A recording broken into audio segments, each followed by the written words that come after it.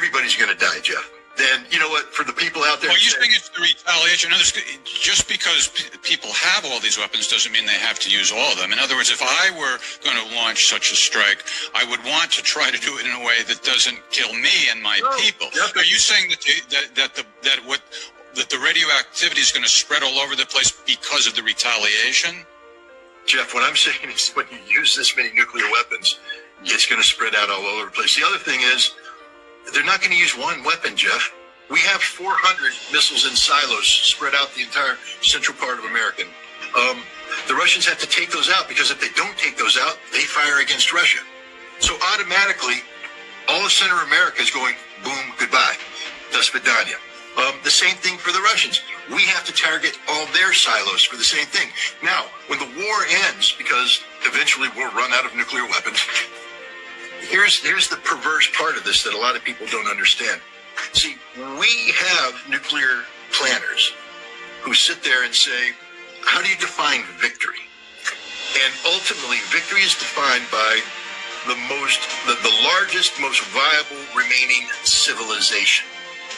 And so the United States, in order to win a nuclear war, because remember, when we go to a nuclear war, we just limit it to just Russia and China.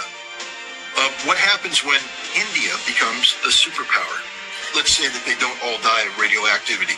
But America's been blown up. We've lost 60% of our capacity. We got 40% left. The Russians we took out, they got 30% left. The Chinese, they have 30% left. So we're a more viable, superior civilization than the Russians and Chinese. But India is operating at 80%. We can't allow that, Jeff.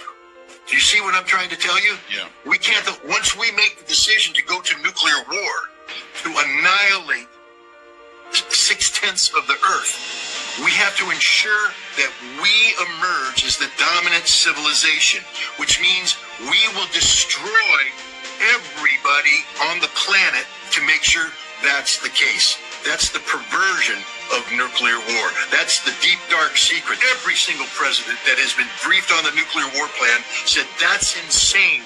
You have to give me options. You can't make me do this. Every single one of them. You can't make me do this. It's sick what you're asking me to do. You're asking me to kill the world. I need options. And then a year in, the nuclear planners wear them down. They say, Mr. President, you don't have any options. You see, if we do the option thing, then the enemy can get one up on us, and then we don't guarantee. And all presidents end up signing off on the same goddamn plan every single frickin' year. That's a reality, Jeff. If you saw the plan yourself, you'd say, that's insane.